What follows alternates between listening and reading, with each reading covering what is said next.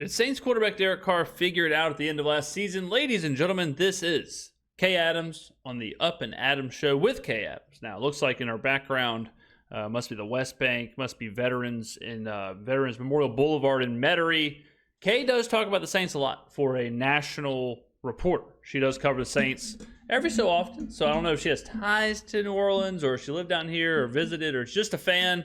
I don't know, but it's always good to see the national media pick up the team. So today the question is, did our hero, our savior, Saints quarterback Derek Carr figure it out at the end of last season? Controversial question, polarizing subject. I would say it's somewhere in the middle, and obviously we will talk about that in this video. Let's let her set it up, and then I will react like only I can do. Let's go to Jordan's team here. How much longer is Cam Jordan going to play? That is...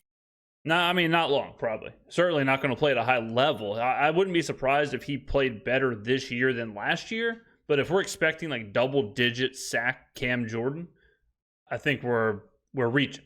Cam can certainly contribute. Cam is one of my favorite Saints ever. I mean, he's up there with Joan of Arc, no doubt about it. But he's one of my favorite Saints ever. I like him as part of the team on the sidelines. I like him on the field, but putting the pressure on him to be the leader in sacks and to be the guy the only guy really to pressure the quarterback, I think that time is over. Can he play a pivotal role? Sure. But someone else has to step up, and hopefully that someone else is Chase Young. Probably my biggest truth, if I'm being personal, I'm not doing this from like a media vantage point, like how much longer has Cam got? And he deserves a ring. He's been trying to get one. He's been doing his thing year in, year out. It's all that matters to him. Nothing else matters to him. No records, no place in history, no legacy of his own. He wants a ring. And, outside of how long will he play, did Derek Carr figure it out at the end of last year? Because the only way they're going to get anywhere near trying to play in a Super Bowl at home there in New Orleans for the first. We're a long way away from that. A long way away. And you got to kind of temper, that's a crazy way to lead into the question, because we need way more than Cam Jordan to play well and Derek Carr to play well if we want even to talk about a Super Bowl. Right now we should be talking about double-digit wins, winning the NFC South, making noise in the playoffs. I mean, you can see right there on the screen, we are almost 4-1 to win the South. Like 4-1 to win our own division. Now, obviously, that's not set in stone. It's not, gospel. Just because you have bad odds to start the season doesn't mean that's how you'll finish. But we are a long way away from that. So, the question really isn't Cam wants a ring. Cam wants to win a Super Bowl. I'm sure every single player on every single team wants to win a Super Bowl, regardless of how many years they've been playing or any of that stuff. So, as far as Carr, I think he did figure it out at the end of last year, but I don't think it really matters that much. I think that was a good sign. I think to see some positive, and the reason it doesn't matter too much is because it's a whole new system. It's a whole new identity. It's a whole new culture in New Orleans. So everything that was there last year, you kind of have to throw out. The only thing I will say that you can carry over is the connections he's made with his teammates. The fact that they did share some success to end the season. Now, obviously, they didn't make the playoffs. They didn't win the division. They didn't win 10 games. They got boat raced against the Rams in a must-win game on prime time. Like all of that's a negative. Even if you do throw in Carr was 25 touchdowns and 4 interceptions. Like, okay, that's sweet, but the rest of the package is real bad.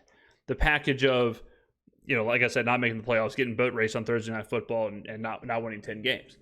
The fact that his team or his teammates did share some success with him and did see some positive, just something, that part may carry over. But the whole idea of he finally figured out the system, or even the entire team. This isn't just Carr. I mean, you could say the whole team. You could eliminate Carr from the question. You could say, did the Saints figure it out at the end of 2023? To a certain extent, yeah. To the extent of, did they better communicate with each other? Yes. Did they find something, find a rhythm, and find kind of a personality within the players? Yes.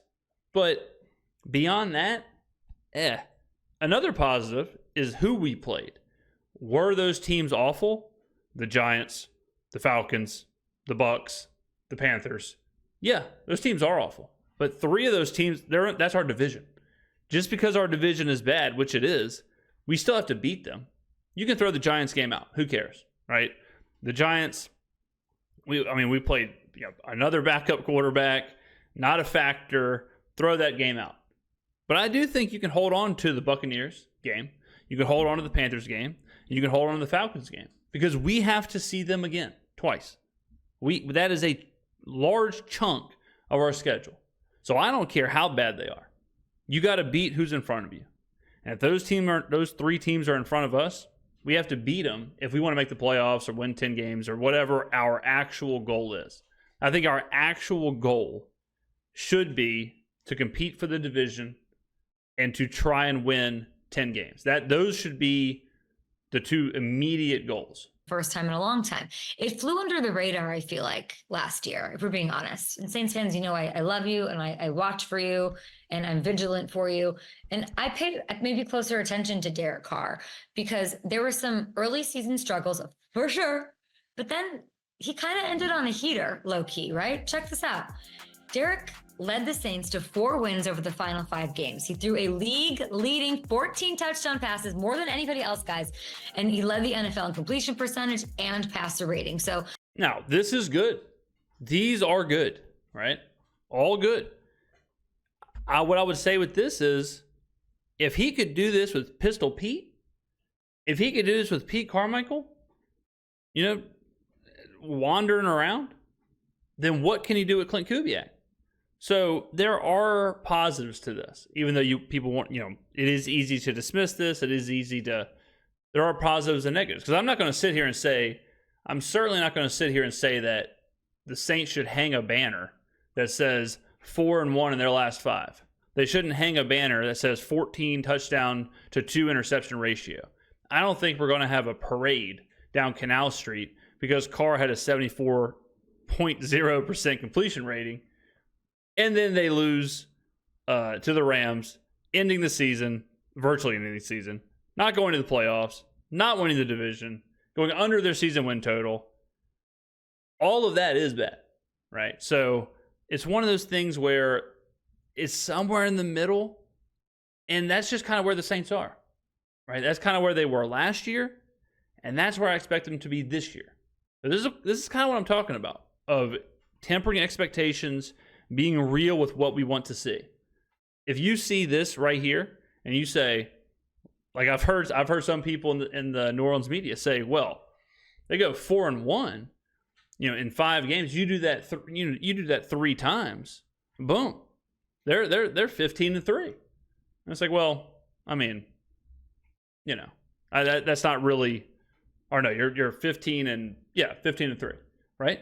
Quick maths, somebody, day after Memorial Day, someone pull out a calculator. But you can't look at it like that. You can't look at 14-2 and say, oh, Carr can throw 50 touchdowns and 8 interceptions. That's not going to happen.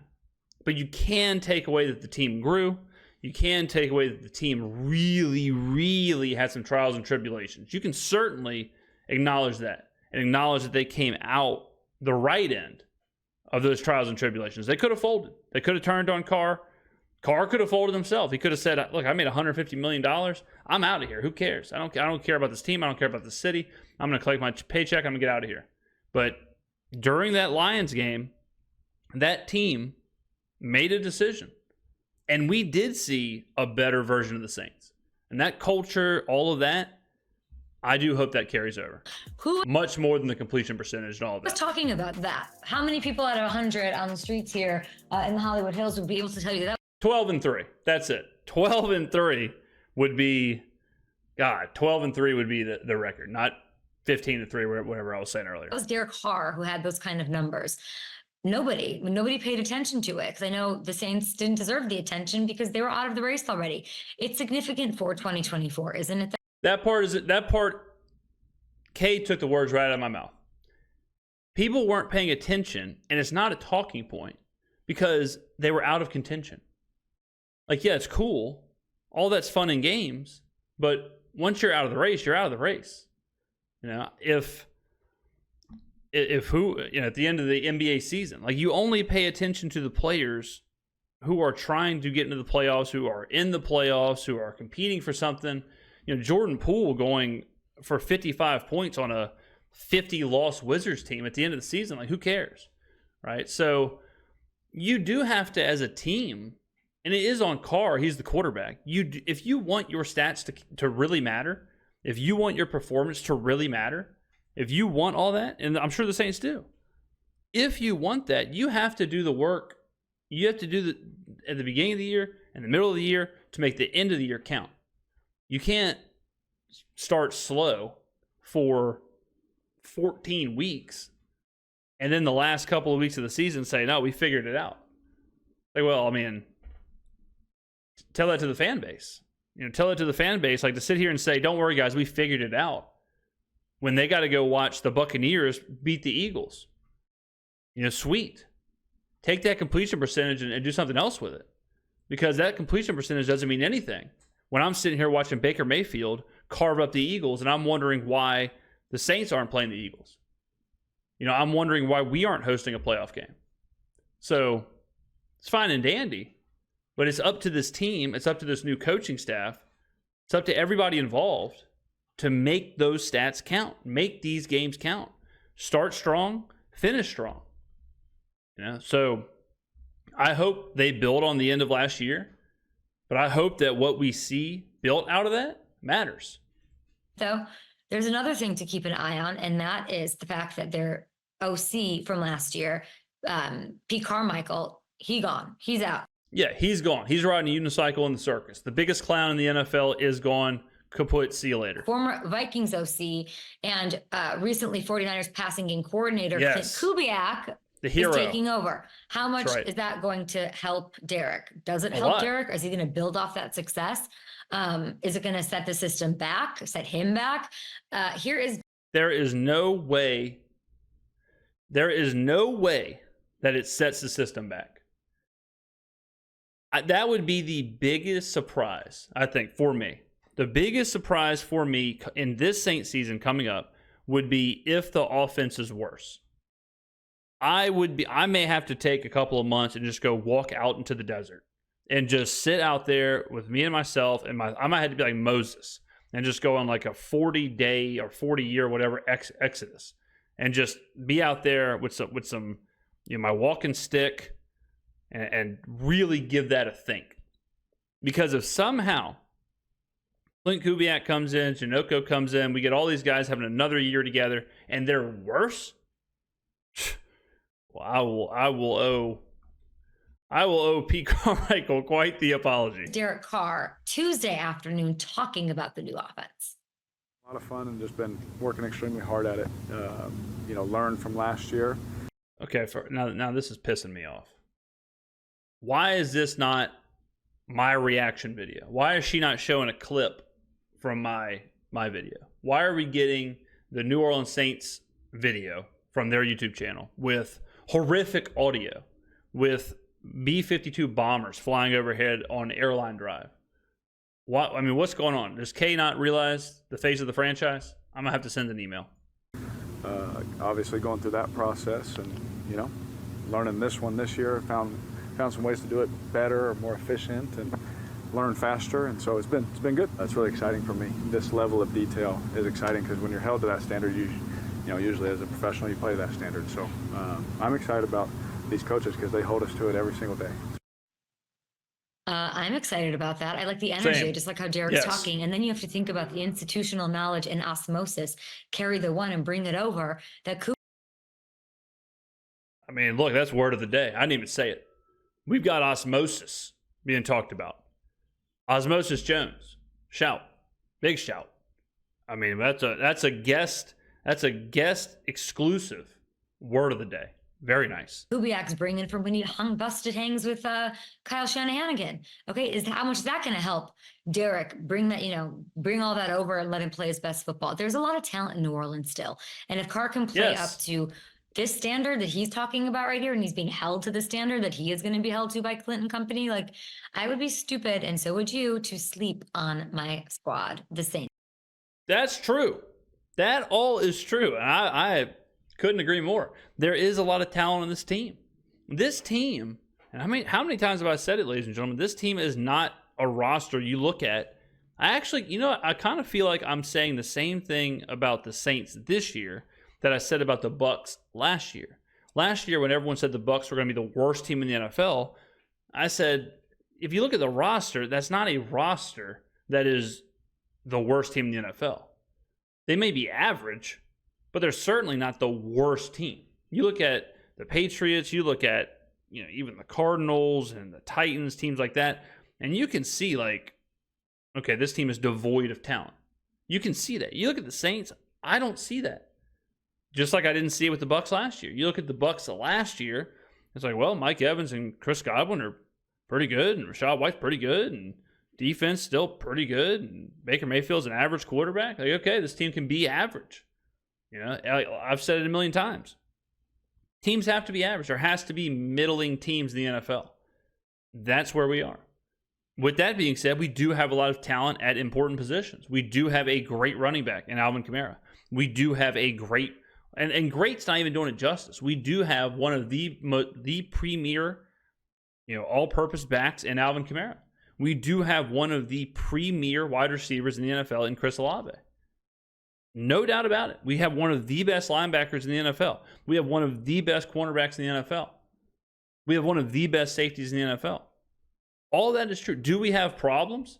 Do we have a bad offensive line? Yes. Do we have a questionable tight end room? Yes. No doubt. Pass rush. Is the pass rush weak? Yeah. But you can't sit there and say that this team is devoid of talent and really important positions. So you factor in, like Kay said, the injection of Clint Kubiak and what he's bringing from Kyle Shanahan and the San Francisco 49ers. There is reason to be excited. Now, you can't take that reason to be excited and extend it all the way to, this team should compete for a Super Bowl and Cam Jordan can get his ring. Or all the way to, Derek Carr can throw 70 touchdowns and win the MVP. Like, we need to get to 10 wins first. We need to be competing for a division first. That's what I'm looking for. That's what I want to see. I had a commenter say on a couple of videos ago, they said, we should have some answers by week 4. And I agree 1,000,000%. By week 4, everything should be rewritten with this team. You should see it, and we will certainly talk about it here. You should see what this team's made of. You should see, will this team be a team that can compete for the division? Will this team be a team that can be competitive, that can be relevant, that is going to be fun to watch? Or if they're looking disjointed, if the miscommunication is still there, if all of that's there at the beginning of this season, then you have to take a look at Dennis Allen. You have to take a look at, a lot of other stuff. But we will know early what kind of Saints team we're dealing with. You do have to block out the noise a little bit from the national media. They don't follow the team as closely as we do. So, I believe. Y'all know. I believe in Clint Kubiak. I believe in Derek Carr. I believe in this team. I believe in Alvin Kamara, Chris Olave, Demario Davis, Chase Young. I believe in these guys. So I hope they prove me right. I really do. I really hope that we start, and we have a tough schedule for sure. But it's not all about results. We know that it's not all results driven. So I want to see a relevant, fun to watch, efficient offense, because we know the defense. We know we're going to get what we're going to get out of the defense. We know that. The only thing we have to look at with the defense is, can we generate a pass rush? All we have to look out there is Chase Young okay? Is he physically okay? Defense is easy. Offense, multiple sets of binoculars, because we're going to be focused, ladies and gentlemen. Especially when they know they're building, which means so much to them historically, so part of the culture, one that they're welcoming Sean Payton back to at some point in the season as the Broncos head coach. Like, it's going to be an emotional season leading to a Super Bowl being played in that building. Yeah, it will be emotional. The season will be, because the fans, the city is so desperate for the team to be good again. And last year was a riotous situation. Now the fans, bloodlust was satiated with firing Pete Carmichael and the rest of the offensive coaching staff, but we want to see results. Fans want to see results. And I think, a finger on the pulse just as I walk around the city, I think people are ready to give Derek Carr a chance. I think they're ready to say, you know what? You win some games. It's all on the table. Win some games. We're all in. They're all in. We're all in. Because it is an old school WCW Nitro loser leaves town match booked by my guy Vince Russo. Because if Carr and Allen don't deliver this year, Allen is for sure gone. And Carr will be about to be gone via Spencer Rattler or Jake Haener. So there's a lot on the line for this team. This is not a, take a year to figure it out. Win 4 games. That is absolutely not what's happening. You've got some legitimate careers on the line. Legacies are on the line. Like this is as pressure packed of a season for a 8, 9, 10 win team that I can remember. And that extends all the way up to Mickey Loomis. If Mickey Loomis delivers a 6-win season, a 7-win season, again, you will see Dennis Allen gone. You will see Derek Carr about to be gone. You will see a lot of the aging veterans gone. And you will see Mickey Loomis all of a sudden be on the hot seat. So, big time season. And we're flying, we're growing. And I can only thank each and every one of you for supporting the channel, the engagement, the comments, the likes, all that stuff. So thank you very, very much. I do appreciate that. Let me know in the comments below, ladies and gentlemen, what you think about the video. Hope you all had a fantastic Memorial Day weekend.